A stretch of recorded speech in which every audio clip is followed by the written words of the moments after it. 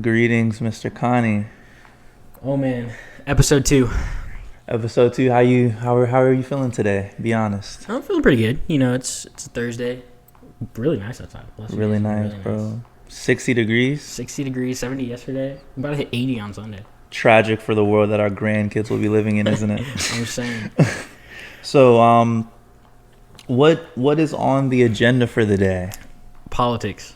Don't say. Yeah, the world in which we live, and what I find important, and I want to kind of enlighten people. Mm-hmm. Is as scary as a topic as it is, you know. Well, you and I both know I'm not very into politics. You know, I try to steer away from it just because there's a lot of toxicity in that business, bro. I just hate it. I fucking hate it. So what I'm going to do is I'm going to, relax a little bit. I'm going to let you catch me up on, some current events that's going on. And if I have any questions, I'll play along with you. But I'll gladly let you take the floor right now if you would like. Yeah, sure. I guess in terms of politics, what I want to talk about is kind of the Ukraine situation. And there's obviously you can't really escape it. It's on the news, it's on everywhere right now. Everywhere. Twitter, trending for the last week and a half. And I kind of just wanted to go over it and talk about like why it's happening and kind of enlighten people who aren't aware like what's going on. So I guess kind of the basic little rundown of what's going on. Russia is currently invading Ukraine, and they're trying to take it over, and their main goal is to make it once again part of the Soviet Union and a Soviet state. When it comes to war, it's like everyone's on heightened alert. Like we saw, like once it broke, and it really happened right after the Olympics, and the world was kind of like waiting and to see if they're going to do something, and they eventually did, and we saw that there was. Like right away, everyone was like, "All right, we gotta make sure the spotlight's on Ukraine, and we gotta see what's going on." The thing about war is that like there is no real winners. Like we're not gonna like everyone kind of is losing in this situation, and I guess it's kind of what I want to do is shed a light into the humanitarian aspect, and just provide some more insight. So Russia's currently invading Ukraine, trying to get back to the Soviet state. And then we have like each perspective. There's like the Russian perspective, the Ukraine perspective, and then the U.S. perspective, and like the media that we're kind of getting and seeing. And what's interesting is that like a lot of the media that even is in Ukraine is mostly American backed. Like they're getting a lot of our perspective. But I think that it's also important to know that like Ukrainians, like they want to have their own state. Like they have built a country, and they want it to be sovereign, and I think that they just want to be respected in that realm. Russia and Putin believes that they deserve it. It wasn't really given. They didn't really recognize Ukraine as a sovereign nation, which is why they went and are currently trying to take it over. In terms of like world power, like the U.S. is seen as like the global police, which is why like we are, and I say we as in the United States, and like our perspective, we see that we want to help the humanitarian aid. We want to provide help in any way we can. Same with Europe and the EU, and it's mostly because of NATO. Like the U.S. is a part of NATO, which is a global alliance to prevent the Soviet Union at the time in the 90s before it even dissolved. So hence why the U.S. is like already was ready to be involved right from the get-go. When it comes to NATO and a lot of countries, there's currently being sanctions put on them, and the sanctions are supposed to deter Russia from expanding, deter them from trying and succeeding in taking over Ukraine. And for me, it's like I want to kind of talk about sanctions in terms of like what it really means and what sanctions actually are. So like sanctions are a way to deter a country by putting a halt on their economy and making things a little bit more difficult for them to expand and like buy things, sell things, etc. The U.S. proposed the first major sanction was SWIFT, which targets their banks in terms of like their buying and selling, and then also like a lot of the Russian oligarchs, they're wealthy like top 1% of people that they have in their country. So it's like that was the first goal, and I feel like currently it's working. It's hitting a lot of their economy, and like you saw, like the current ruble, which is their currency, has plummeted since the sanctions started. Mm-hmm. And when it comes to that, the worry is that it'll eventually affect their whole economy. A lot of things that Russia produces, oil, natural gas, natural resources like copper and stuff like that, they own it. They own a lot of that that they sell to Europe and a lot of other nations, including the U.S. in terms of gas. Which is why if you go out and drive right now, like you see the gas prices are going up. Like I went and I got gas like Tuesday, and it was $3.30 a gallon. Heinous. That's crazy. That's crazy. Heinous. And like yesterday, I went out and it was $3.60. So it's like you're gonna start feeling it even here, even though you're not in Ukraine. You're not really seeing the everything that's going on. Yeah, you can catch me walking. It was beating feet, brother. I'm saying, bro, I'll get a bike or some shit. Yes, sir. So I think that like it's obviously being felt here and throughout the world, and I think the thing is we have to obviously watch that closely and watch the world economy, because you don't want that to spiral, because then that creates a lot more issues. In terms of like what Russia has currently gotten and achieved in Ukraine, there has been a lot more pushback than what a lot of people anticipated. Even like you see like Russia thought they could run and steamroll, and they thought Ukraine would be theirs right off the bat. Mm-hmm. And they're putting up a fight, which is good. It's good to see. For me, I get wanting a country like that to succeed. It's good to see that they're fighting for what they want and they own. And so currently Russia, I think as of last night, again, this is Thursday, March 3rd, and when you hear this, you probably things might have changed, just to preface. But as of last night, Russia has currently taken one city, Kherson, which is not fully confirmed, but from NPR, they were saying that was the first city that Russia claims that they have controlled. In terms of other cities, Russia's the main goal is the capital, Kiev, and if they control that, they have a lot more leverage, and that's why their main goal is there. But the thing with that is they have the southeast of Ukraine, and they're coming also in from the north, and they're kind of on a standstill. And that's because, one, they didn't think they didn't think Ukraine would be putting up such a fight. Their food and fuel scarcity, like they're running into a lot of issues in terms of that. Mm-hmm.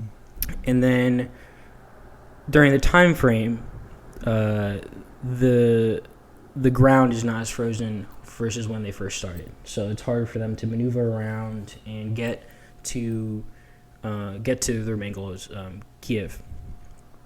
So in terms of like what they've been doing, it's a lot of missile attacks, a lot of targeting on like Ukrainian bases for their military, and like that's what we've seen in terms of like the news. A lot of like what you see in terms of media. That's like the main thing. When it comes to what's next, the worry is the escalation of Russia hitting civilian areas, residential areas, and like obviously like that becomes more of a worry when you see that the Russians are getting frustrated with what's going on, and they're not really necessarily getting the best results in their eyes. So that is the worry. You don't want civilian areas under crossfire. Another aspect to the war and people leaving Ukraine is the refugees, and that is one of the big concerns and one of the things that could spiral from people leaving the country, and then people going to Poland, NATO-backed countries to seek refuge, to be safe. A lot of the women and children are being allowed to leave, but the men, I believe it's like age 18 to 60, have to stay and fight and protect their country. And like you'll see, there's like videos of like people making Molotovs, and the Ukrainian government giving people guns just to arm themselves, which again is to us considered dangerous. You're not gonna see like our president be like, here's a gun for free, you know, like that's dangerous. But they have to do what they have to do. So in terms of that, like that's the current situation.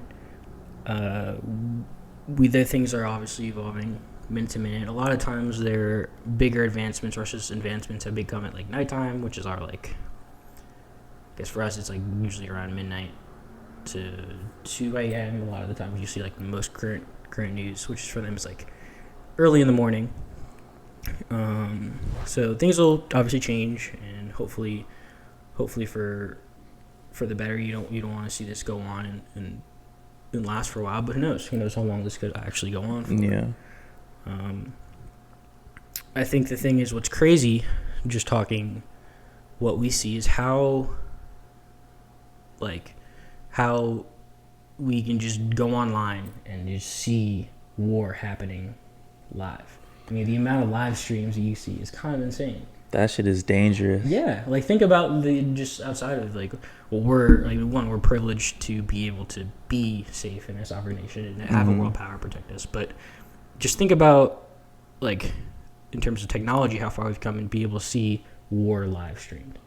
And doesn't that kind of make it seem like, in like some sense, it makes it seem more real because we're seeing it, but sometimes it makes it seem like oh fuck, they just got bombed. Like we can kind of joke about it, which is kind of silly in an aspect, but like when I'm on social media, I see people talking about it, but it just feels like a video game to most people, and I'm like, wow. Exactly, and I think that like that's kind of it's surreal, you know. It's very surreal that we're able to be privileged enough to see this and like not have to experience it ourselves, but the ability to do so is kind of insane. You know, just, like you said, just like a video game or like a movie, because we're so used to seeing these things in media or in our current society that like it's to me kind of baffling to even turn on a stream and just sit there and watch live stream cam footage of a missile just hitting a building and fully being demolished, which is crazy. It's sad.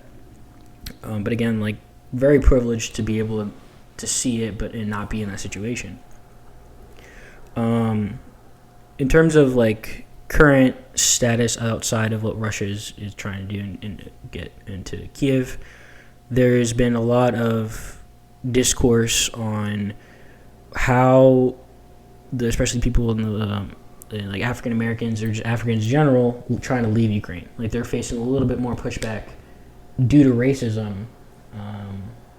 And there's videos currently. I saw a video, I guess it was last night or a few days ago, where they're trying to, a lot of people are leaving on trains and not allowing the black people to get on the train because they're not seen as the same level of class. And it's just sad, you know. It's a whole perspective that, you know, it happens, but obviously it's not okay. And like another whole angle of that is people saying that like if this was a country that wasn't necessarily predominantly white, would it still be getting the same coverage? And that's a whole like different topic, you know, like war has happened before, you know. But that's a whole different episode we can go into. That's insane.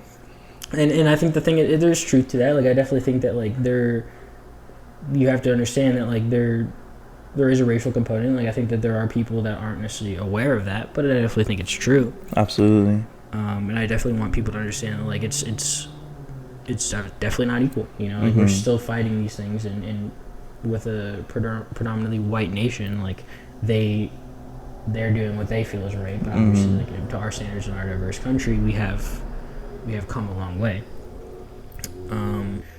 Other things in terms of like what it could mean in the future, and I guess the worry is you currently hear a lot about China and Taiwan, which is kind of a similar situation in how Russia views Ukraine and China and Taiwan. And I guess like people are concerned and trying to see how that'll all play out in the future. Like is China going to be able to do the same thing, or like do they view this as a test run kind of and expect to do the same thing later on? You know, I feel like they're kind of just watching and waiting, you know, to see if it is possible. I definitely think it's a shakeup of world powers, and I think that's why to me it's important because things will change from this, regardless of just immediate Russian occupation in Ukraine or not. Like, it's going to change a lot of how countries act, especially Europe. Europe gets a lot of resources, especially natural gas and oil from Ukraine. Like, Germany was building a pipeline so that they could get more natural gas and oil from Russia, and they currently put a halt on that because of the current situation. But like, Germany, like, as they've become, they were more neutral in terms of like getting war efforts, but they've just recently stated that they're going to try to boost their military spending to allow to in the instance that things do start to go crazy in the world. So I think that, like, it's everyone's on edge. Like, basically, bottom line, the world is on edge, and I think it's just, one, is important to know, important to see, and to be aware of. And obviously, if things are going to change, but obviously, I encourage people who are watching to, if you have questions, I will do my best to answer them. I try to provide my point of view as neutral as possible. Like, I definitely think that the American media has its own perspective, and I want to make sure that we are getting a neutral perspective, because there's a lot of, like, any conflict, you need to understand both sides, why it's happening, what's going on. So I guess that's really what I have to say in terms of that. Is there any questions, anything you can think of in terms of, like, what the deal is, how you, in terms of not knowing much about politics, what you inherently feel, inherently, like, I don't know, just anything off of, like, how do you see this? Okay, so pretend I'm a young child, right? And I'm going to try to explain the situation, and you tell me if I'm doing a good job at it, okay? So Russia is trying to invade Ukraine because they want it to be part of the Soviets again. Yep. Right? And the U.S. is acting as like a referee in an aspect of where perfect. We don't necessarily want that to happen. Ukraine's been doing its thing. They deserve to be sovereign, this and this and this. Russia is taking a bullying tactic, saying that, we're stronger than you, we're bigger than you, and we feel like we deserve you. So we're going to do whatever we can in our power to make sure we get what we want. Yeah, no, exactly. Yeah, no, I think that was perfect. I think it's funny, like, I'll scroll Twitter and I look at, like, these things, and it's like people who are curious and want to know but don't really know how to, or talk about, like, don't know all the terms or whatever. They'll be like, explain this to me in terms of, like, football. Yeah. Or explain this to me in, like, Kanye drama. Yeah. And, like, it's like you have Kim Kardashian as one, and then Kanye trying to get it back. It's like, think of it like that. That shit is funny, though. It's hilarious. Like, I think, but I think that's appropriate. Like, I think that for people who don't understand, like, that's a good way of trying to break down what's really going on. And I think for us being in this situation of just watching it all go down, like, I'll happily explain it in football terms or in any way that I can to allow people to understand. Because this is not just, like, this is just one example. Like, there are multiple examples of war going on in the world and in fighting when it comes to other countries, when it comes to, like, Israel and Palestine, when it comes to Yemen. Like, there's other places, but we're just really focused on Ukraine right now. And I think that, like, a lot of people just are like, wow, like, this is real, it is really happening. I think definitely it's part of the media, but I think that, like, people are obviously concerned and interested. The other tangent to this is, like, nuclear perspective. Like, you hear when things first started going off, the American perspective was like, what about nuclear war? What about World War III? Are we headed in that direction? And obviously, like, no one knows until it happens. And the concern is, like, nukes, that it's, you start one, then they all go off. One person gets in trouble, and then they feel like they have a right to shoot at it, and then there's retaliation, and then it kind of spirals. And that's the concern. Like, that's the real concern about, especially from the Americans' perspective, like, what does this mean? Russia currently is the biggest nuclear power. Like, they have the most nukes in terms of all the other countries. So when you say Russia, they're like, oh, nukes. The possibility is real. Yeah, it's very real. Like, that part is very real. We don't know. Obviously, we don't want to go there. I think that there's a lot of things in the media will go back and forth between like we worry about the Russian perspective, and then the U.S. perspective will be like, okay, like, but they're really a nuclear threat, you know. But I think that like there are some truth in saying that by always bringing up the nuclear talking point, you're getting closer to nuclear warfare. Like, why can't, like, there are diplomatic solutions, and Ukraine and Russia are trying. But again, I think it's really Putin who really wants Ukraine. The Russian people themselves are not, even their fighters, they're not even like understanding of what's really going on. Like, there's videos of the Russian military talking about like food and water and how like hard their situation is, even just waiting up until the current quote unquote invasion. And you know, like that there's that too. You know, we see we see this, but we're just getting Putin's perspective. Like there's Russians who don't want the war. There's a lot of people who don't. But again, like this is his quote unquote war and what he's trying to achieve. I guess the thing kind of to go into too is what it will mean going forward, for not just us but the rest of the world. You know, like there's gonna be consequences, especially with the sanctions going in line. And if we keep pushing sanctions, what does that mean?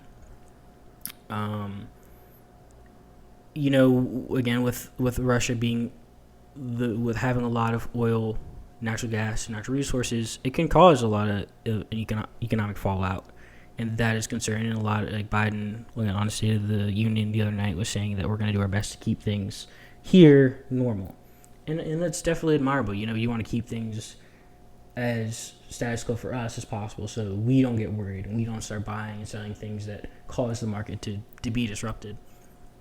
But Russia and Ukraine in that part of the world, they're responsible for not only oil but wheat. Wheat is one of their major things that they sell as well. And that if that falters, that'll cause a lot of food insecurities, especially to nations who don't have the best reserves for food or don't grow a lot themselves. So it's just Russia has such an economic advantage over a lot of nations, and I feel like that is why it's serious. That is why it could turn any which way at any moment and at any given time. Another thing is, like, with the raw materials that they sell, we've already had a semiconductor issue, and semiconductors are like what run a lot of our technology, cars, computers, electronic devices. And it's like, I remember I seen like memes and stuff of how people are like, PS5 prices are going to go up. Like, you're going to better get your joint now, because like you're going to, it's now or never. So it's like, it's stuff like that, you know, like you're going to see go up, and that's going to cause people to be worried and concerned as well. You know, only time will tell. I think that obviously hope for the best, and I hope that it can be solved in diplomatic solution and peace talks and all that kind of stuff. But I definitely don't think that talking about nuclear solution is helping anything, and I think that we should definitely be aware of that, and also learn that like this is real for people. Like they're living this, we're watching it from our perspective. So I mean, what that means is obviously like if you see ways to fund, and I'm probably gonna find links to help donate to people in Ukraine to help refugees, because you know it's real. You know, for them it's real. And so I guess after this episode, definitely a link will be left below to help fund the refugees in Ukraine, because I think that's important. I feel like that's pretty much all I have to say in terms of current. Anything else you want to add? Anything else you're curious about? In summation, I think I'm well versed in the politics more than the like average person, but like you kind of live this shit. So I'm a weird fan, and I want to say like I'm a fan just because I want to know. Like I think this is all very interesting. Like politics to me is in a way theater. You know, like it's what country's gonna flex and like what's gonna happen next. Like how is this gonna cause the world to change? I'm currently reading a book called The Changing World Order by Ray Dalio, who kind of talks about like things that happen now aren't new. Like it just we've advanced technology wise and everything else, and like things are slightly different, but it generally has happened before. Mm-hmm. So I find that like that's why I find it interesting. Yeah. So I guess this is kind of my ticket into, learning more in like a more fun way by you explaining some of the concepts. I don't know, politics is just always had a negative connotation, but hearing you talk about it is more neutral and informative rather than like propaganda type thing. So, and that's the goal. Like I feel like I want to enlighten not only you but other people who don't know as much or don't know where to look, because you feel like everything, especially growing up and me being 22, it's like we grew up in like fake news. Mm-hmm. Everything is, you don't know what you're really listening to, and all these sources, by the way, like this is NPR. I try to go for the most neutral sources. Like I want to know both sides. I want to listen to, like, I'll watch NPR, I'll watch Vox videos, and Vox is a little more like left leaning and it'll go into country, but they have a lot of good videos. Like they have a lot of good information, and I think everything should be taken with a grain of salt, because you don't really know what's real, what's not real.